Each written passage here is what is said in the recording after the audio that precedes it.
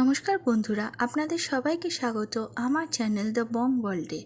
আজকে আমি আপনাদের দুধ পুলি পিঠে বানিয়ে দেখাবো।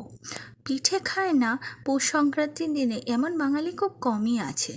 পিঠে বানানোর জন্য আমরা এখানে নেব 2 কাপ কুড়োনো নারকেল এবং 1 কাপ নলেন গুড়, এবং এটা ভালো করে একটা কড়াইতে মিশিয়ে নেব। এবার আগুনটা জ্বালিয়ে আমরা এটাকে ভালো করে নেড়ে চেড়ে একটা মণ্ড মতো তৈরি করব। এবং দেখুন, যখন এটা রান্না হতে শুরু হবে এই কালারটা কিন্তু চেঞ্জ হয়ে যাবে। তারপর একটা বাটিতে আমরা এটা নামিয়ে এরকম এটাকে স্প্রেড করে দেবো ঠান্ডা হওয়ার জন্য। এবার পিঠে বানানোর পালা। পিঠেটার জন্য আমরা একটা কড়াইতে জল নিয়ে তার মধ্যে অল্প সামান্য নুন নিয়ে 200 গ্রাম মতো চালের গুঁড়ো মিশিয়ে নেব, এবং এরকমভাবে জলের মধ্যে এটাকে ভালো করে নাড়তে থাকবো। এবার দেখুন, নাড়তে নাড়তে এরকম একটা অল্প অল্প শুকনো শুকনো মণ্ড মতো তৈরি হতে শুরু করছে। এবার এটা কিন্তু কনস্ট্যান্টলি নাড়াতে হবে, কারণ নিচে লেগে যায়। এবার এটাকে ভালো করে 5 মিনিট মতো ঢাকা দিয়ে নাড়ানোর পর, রান্না করার পর আমরা এটা নামিয়ে নেব। একটা বড় থালায় এটাকে ভালো করে গরম জলের সাহায্যে আস্তে আস্তে আস্তে আস্তে করে এরকম মেখে নেব। কতক্ষণ মাখবো? যতক্ষণ এরকম একটা স্মুথ ডো মতো তৈরি হয়ে যাবে। দেখুন, এরকম কি সুন্দর একটা স্মুথ ডো তৈরি হয়ে গেছে।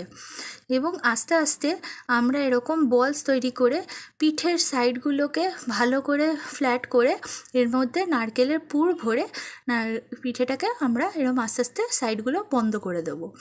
আমি খুবই অনভিজ্ঞ, আমার মা খুব ভালো পিঠে মুড়তে পারতো, কিন্তু আমি সেই এক কোনাও পারি না। তো যাই হোক, যতটা চেষ্টা করেছি পিঠেটা ঠিকমতো শেপ দেওয়ার।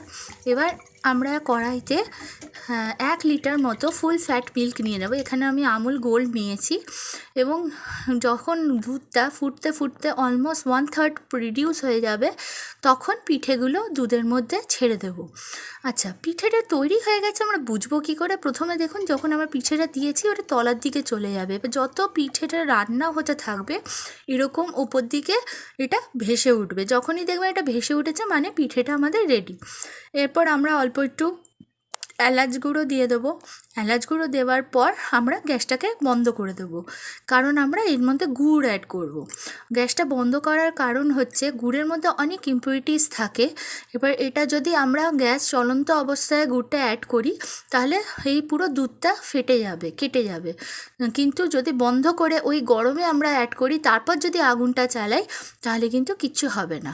তৈরি হয়ে গেল আমাদের দুধ পুলি পিঠে। শুভ মকর সংক্রান্তি।